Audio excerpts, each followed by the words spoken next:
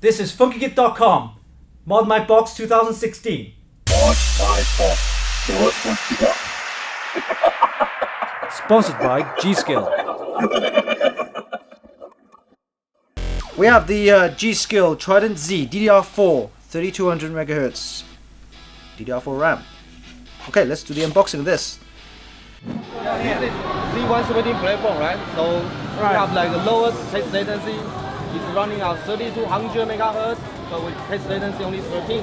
13 latency. So guys, if you look at that, that's like super low latency. 3200 speed is good enough, but yeah, 64 gig. 64 gig. Right, 16 gig times 4. Check it out. Trident Z 32 MHz DDR4 RAM, 16 gigabytes, 2 times 8. Latency 16. This is an 8 gig module times 2 to give you 16 gig.